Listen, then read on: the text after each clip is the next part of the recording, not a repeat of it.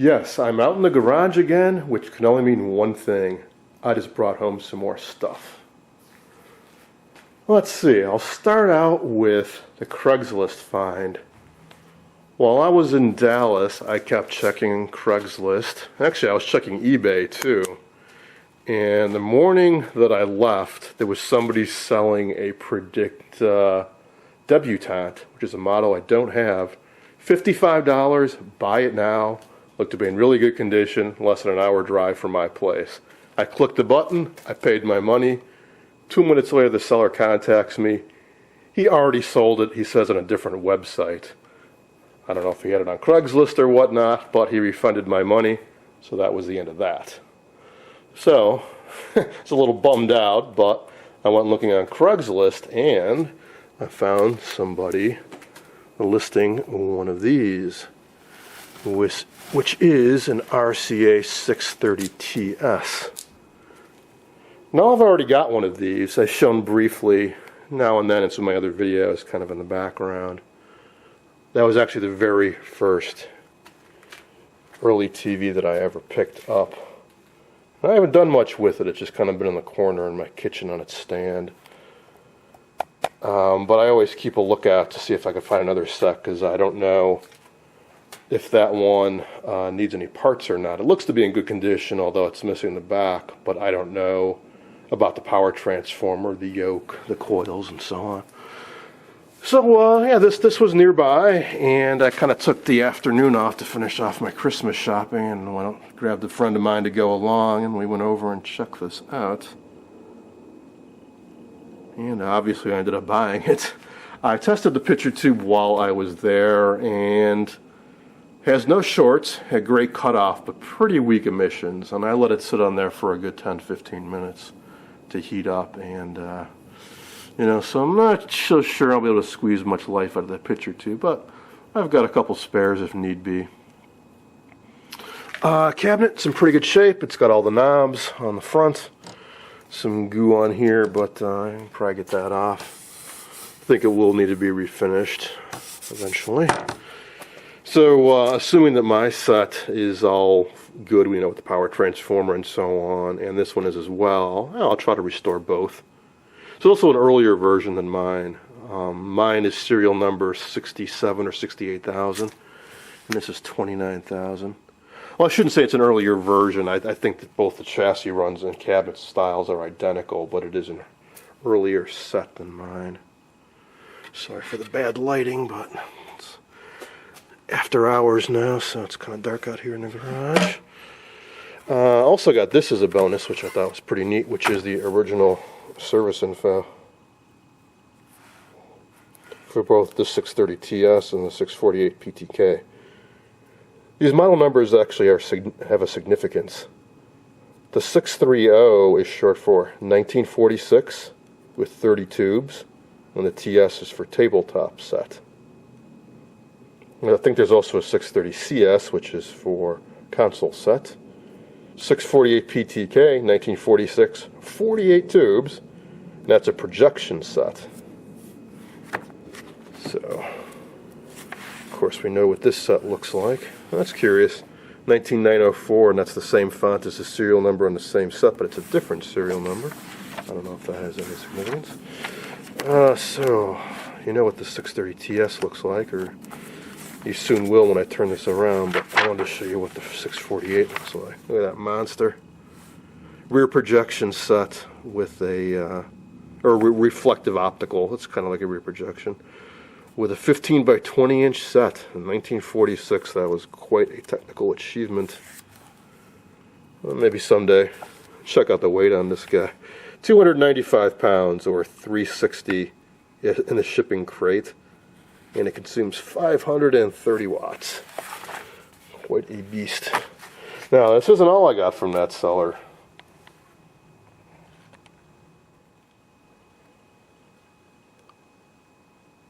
He also had a whole bunch of extra tubes, capacitors, resistors, and stuff in these shoe boxes, so that'll be interesting to go through, see what all is in here.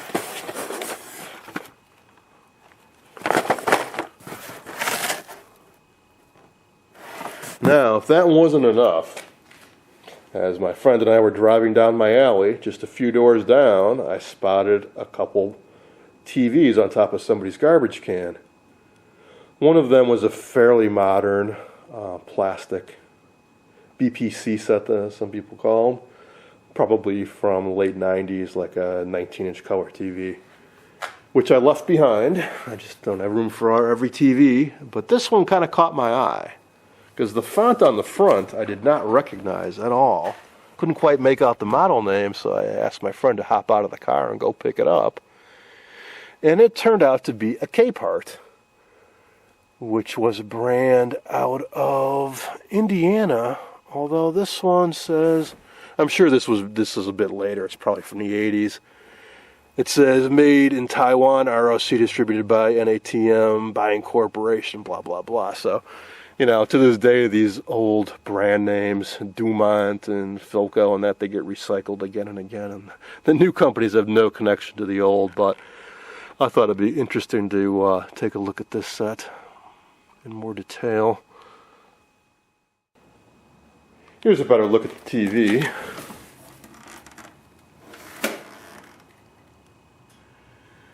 Cape Scan, is that what that says? That's goofy font. Cape Jan, Cape Scan, I guess it's Cape Scan. Infrared remote set. It's got the LED channel indicator up there. Too bad the control door is both busted off. Kind of a crude version of the old Capehart logo. Looks like it's got the vertical stripe type color picture tube. So I thought that might be fun to poke around with. Yeah, let's take a closer look at these parts that he threw in with the TV. Ah, these could be really handy. In fact, this looks just like the divider resistor inside the high voltage cage, that Admiral 3815 that I'm slowly removing the rust from. Some other good power resistors in here.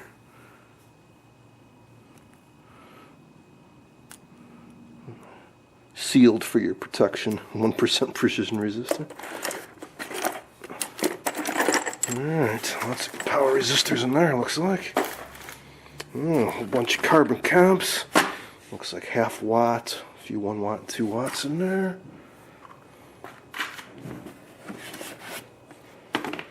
Soldering gun, a couple soldering guns.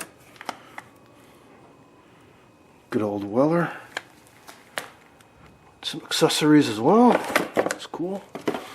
I like these old ones, nice Bakelite handles. A lot better than the newer plastic ones.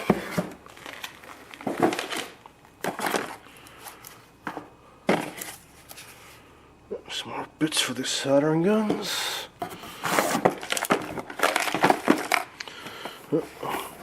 Label says low voltage lytic, so I'm guessing that's what's in here. Yep.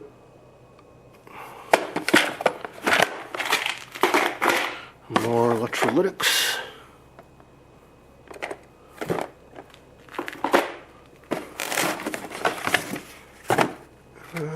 What do we have here? Carbon comp, look like quarter watts.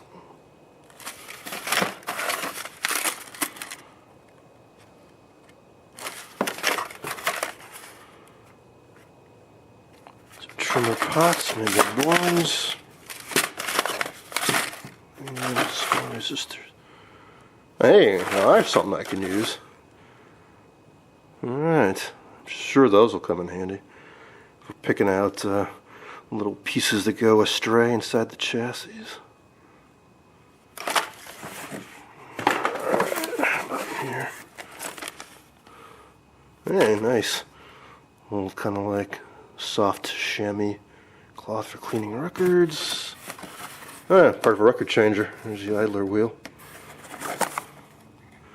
And some old needles and cartridges. Cool. Don't know much about phonographs, but maybe this stuff has still has some use.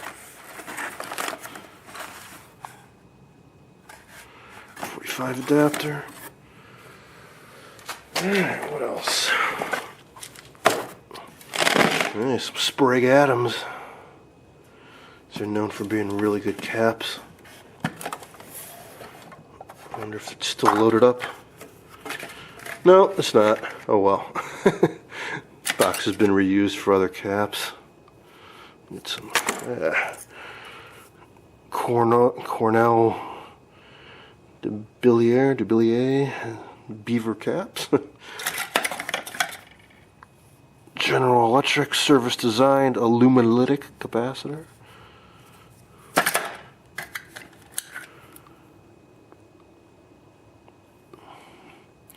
Another CD cap. Newark Electric Co. I suppose it must be the same as the Newark Electronics. It's still around today. And how about in here?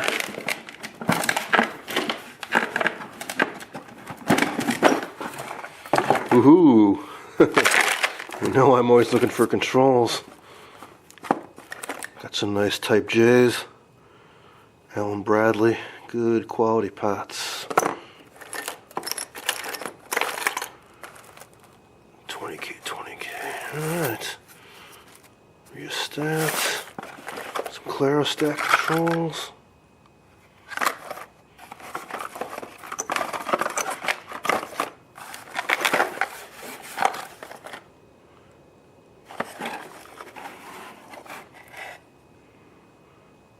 Alright.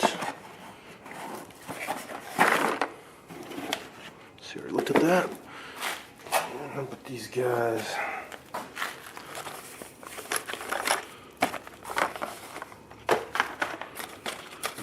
A little bit more modern stuff in here. Tantalum caps.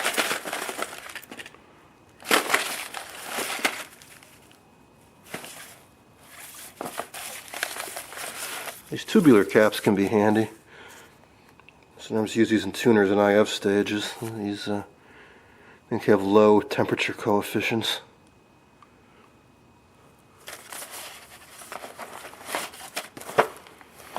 Alright, so there's a whole bunch of ceramic type caps in there. And more electrolytics. Low voltage, only 50 volt caps. And more ceramic caps. A few tubes. 5V4, I think. Yep, 5V4. Kind of scary after a while when you work with tubes. You're just going to glance at them and you know what they are.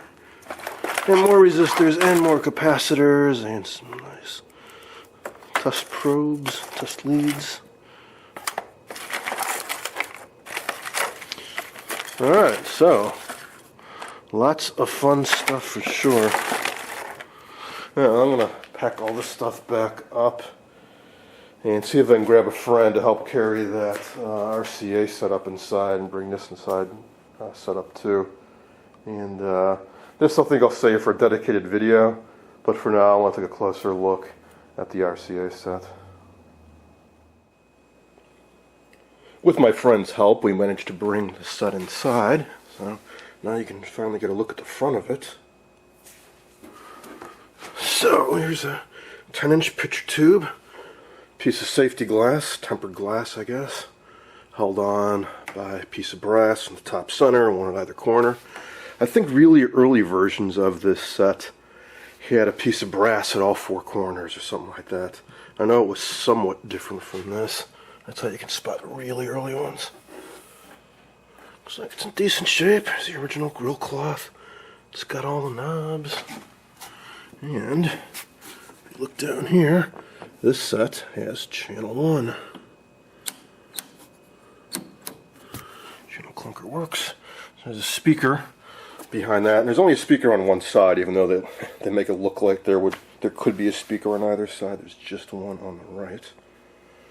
And you know, now that I can see this cabinet in better light, I really think it's salvageable, this original finish, so I'm going to try very hard to preserve it. So I just see a few paint flecks here and there on the main body. So there's just that, which I'm going to do a little research online about and see if there are any tips. Could be globs of latex paint. Could be caulk, I'm not sure. But worst case scenario, if I do have to refinish this, this panel comes off. So I can do that on its own and try to do a good color match while leaving the rest of this set with the original finish. So what I want to attempt to do is pull the chassis. I've never pulled the chassis on my other set. I just removed the picture tube because I had to carry it up the stairs by myself, so I had to break the set down in the garage. No, wait a minute. Now that I think about it, I must have pulled the chassis out of that. That was a long time ago. Like I said, that was the first set I ever got. And I know Phil Nelson has a great write-up on restoring this set. In fact, that's how I found out about this whole antique TV thing, was when I got my set. I Googled 630TS, found Phil Nelson's website, and that kind of started me on this whole vintage TV hobby. If you ever do find one of these sets, be very careful when you carry it around, because these picture tubes are not secured very well. In fact, when they originally shipped these to a customer's home, the picture tube was not installed. They installed it on site. So there's 4 sliding screw doohickeys that you just kind of slide these down and put some slight pressure on the picture tube, and that's about all that's holding it in place. So when you carry these, you should kind of put this in your stomach and keep it angled a bit, so the weight is kind of coming down on this side. You don't want it to slide on the back, and definitely want to tip this thing on its side or upside down. That'd be a very, very bad idea. So I'm going to jump online, and I know Phil had some notes about dismantling this set. I want to refresh my memory on how this comes apart, and then I want to try pulling this out. I've mentioned that I have another 630TS a few times, so I figured it's about time I actually showed it to you. This one has the original stand, and there's my Hallicrafters down there on the lower shelf. This is the original finish, sort of. I cleaned this off when I first got it. It was absolutely filthy. I cleaned it off with some Gojo and some fine steel wool, put little Howards on it, and I got it looking like this. The center panel went a little bit further. I lightly sanded down the original finish, being careful not to go too deep and take any color off, and then I put on some fresh coats of clear gloss lacquer. Eventually I will do that same process to the whole cabinet. And that's exactly what I hope to do with my new 630TS. Also have one of these cool original RCA antennas made out of white Bakelite with the logo in it. Like the new 630TS, this one is missing the back. But all's not lost. There is actually an outfit, I think they're called Retrotronics, or no, Amptech Systems, that makes a reproduction back. I think they're made out of metal that they cut with a laser, and appear to be fairly high quality. A little expensive, but then again, we're also going to get one, so eventually I'll just have to save up some money and order 2 of them, I guess. Oh, something else. By sheer coincidence, I won an eBay auction earlier today for the later version of this chassis. It's from, I think, a model 8T241. That's a 1948 version with 24 tubes. A little bit simplified design, but I think they share a lot of components in common. So if I do need parts for this set, instead of having to take them from that other set or vice versa, I think I can get any donor parts I might need from that chassis. I won it for all of $20. I was the only bidder, so that was a happy little treat.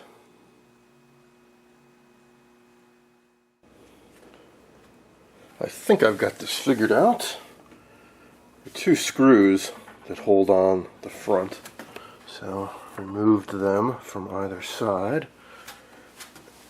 And then with a little bit of jiggling, it seems like the whole front just comes out, and you keep the glass connected to the front panel. And according to what I read online, this center panel is just it's made out of solid walnut. So this is a very well made, solid cabinet. Alright, and then there are 4 things that pulled the picture tube in, and I can already tell that these are not adjusted right. They're supposed to slide down, and that should be pressing up against this. I imagine the rubber is rotted away. There should be a rubber pad underneath that metal. So, see, there's 4 of these. You loosen them up and slide them back. Well, they kind of already are. Loosened and out of the way. And I'll have to undo this stuff, and then you pull out the picture tube from the front. I really dig the ion trap magnets on these. They're actually using electromagnets rather than permanent magnets.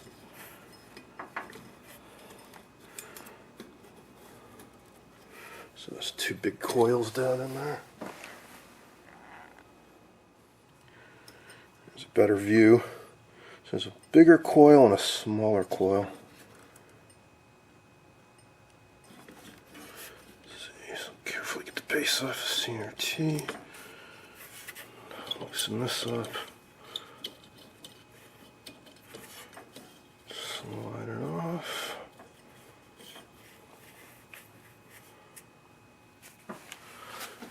Alright, I'm going to set the camera down, and I should be able to start working that out from the front. Alright, let's see if I can get this out. So I'm going to pop the high voltage lead off. Get that out of the way. Let's see. Oh yeah, boy, that's really loose. So I was saying, you got to be careful when you transport these. So this picture tube is just wasn't secure at all. It was just kind of floating in here.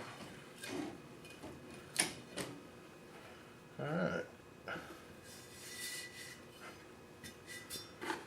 There it is.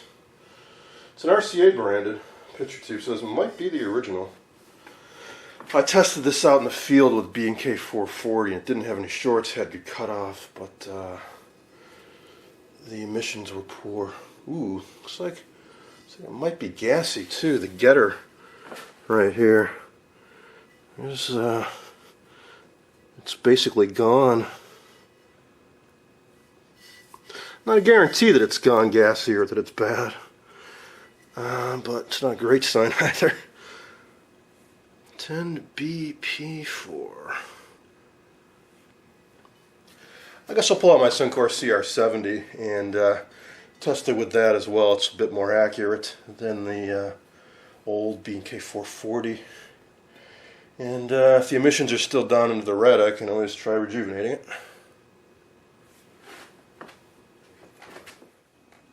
Unfortunately, I'm getting the same results with the CR70 as I did with the B&K 440. No shorts, cut off. It's not great, but at least there's some cutoff control down in the lower range of bad. And emissions, pretty stinky. I've had it running for about 15 minutes, and actually the emissions have been dropping a little bit as I've had this running. Instead of slowly creeping up, they've been slowly creeping down. I imagine the life test is pretty crappy too. I'll crank up the filament voltage a little bit, maybe to 7 volts, and let it sit for a while and see if we can even get up to the border of the green, but I don't think it's going to, so I guess I will try the rejuvenation. I'll try the auto restore first, and if that doesn't do it, I'll try the one-shot rejuvenation, but I don't have a whole lot of hopes left for this picture tube. After an hour, the emissions were still down in the red, so I just tried the auto restore function. You hold this red button down and you watch the needle deflect 3 times, 3 full cycles, and then you let go, and the emissions are well into the green now. However, I've done this a few times before, and then after 10-15 minutes the needle starts dropping and dropping, so I'll let this sit here for a while and see where we end up. Let's see if the cutoff is any better. No, in fact, now I don't even have any cutoff control. So let's see, I'll drop down the range on this, and yeah, so as I mentioned numerous times before, sometimes on these CRTs, the only way I can get cutoff control is if I drop the bias down, but it is supposed to be on 52. So, I don't know. I'll let this sit for a while and see if the emissions drop off. If not, I'll probably, produce a halfway decent picture. Actually, I can see it's dropping a little bit already. Try doing a life test. Well, life test is fairly solid. Let's see if that needle creeps back up. It's starting to get back up towards 12. Alright, well, I'll let this sit for a while and resume recording, and let's see if this actually stays in the good for a while. Well, I've had this on for about an hour now, and that needle really hasn't moved any. And life test is pretty solid too. Just still have crappy cutoff control. So we'll see. Maybe there's a little more life left in this picture tube after all. Now let's see about getting that chassis out of this cabinet. I imagine there's some bolts down below, and I'll have to pull the knobs off as well. Hopefully they're not stuck on here too tight. And as I say that, they are. There's two of them off. Well, if I can't get them off, I think I showed you guys a trick. I did my Brunswick 5KR. You can take a sock or a rag and kind of get it in between the cabinet and the knob and wrap it around there, like towards the shaft, and then yank it off. Let's see.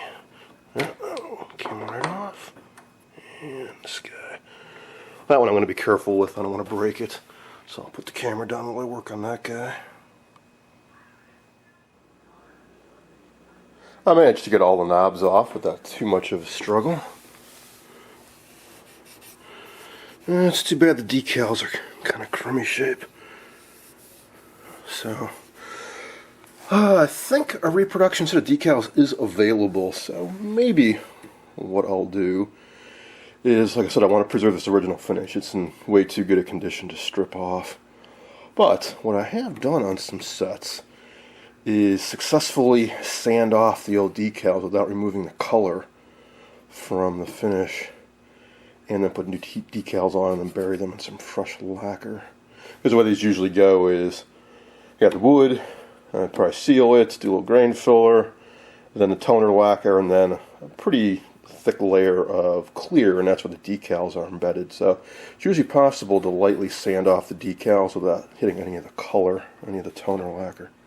Alright, so put a towel down, tip this thing on its back, and I can see that 3 out of the 4 bolts are holding the chassis in. So dig out a socket that's the right size, pop those 3 bolts off, and I think the chassis will come right out.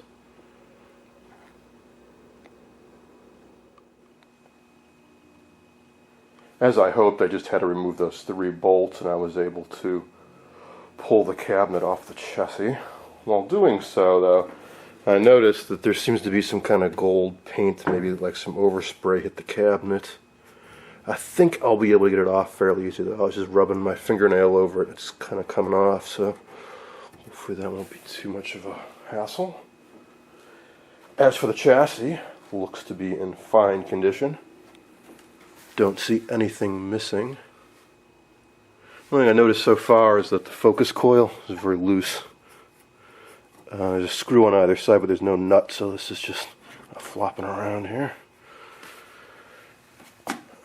So I mentioned this set uses 30 tubes, whereas most sets have more like 20.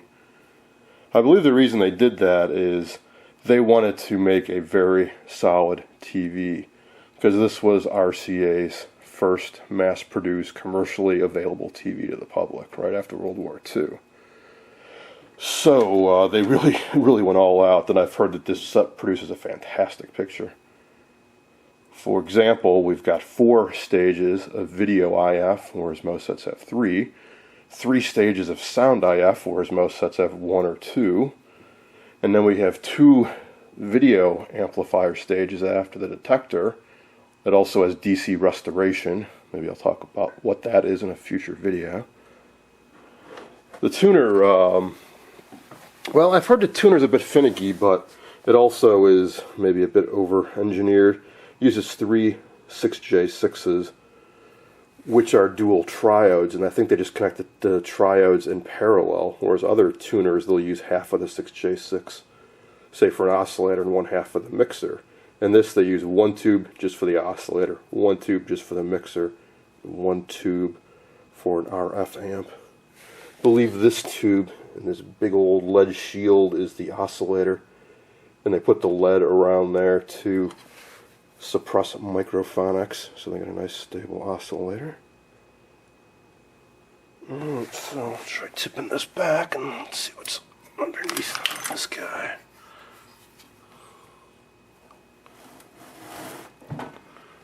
Boy, that is one heavy set. There we go.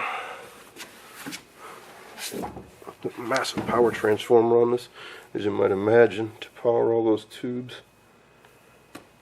Looks like there's been a minimal amount of work done on this chassis. A few new caps here and there. And this might be an old repair. Looks like an old dog bone resistor. Alright, so this looks very, very restorable. I don't see anything missing. No critical components. I haven't looked in the flyback though. But at least from what I can see, everything looks pretty solid. Alright, so don't know what I'll get to it, but I think I might work on this sooner than later, because I don't have a single functioning RCA anything that I can think of off the top of my head anyways. And I'd really like to see one of these sets in operation. Well, of course, I've got to finish outstanding projects first. But what I will start tinkering with, I think, is this cabinet, see if I get that white goo off. But that's going to be it for this video. I hope you guys enjoyed this look at an RCA 630 TS television. Oh, and this little mid-80s cheapo color TV. Try powering that up in a separate video, see what it can do.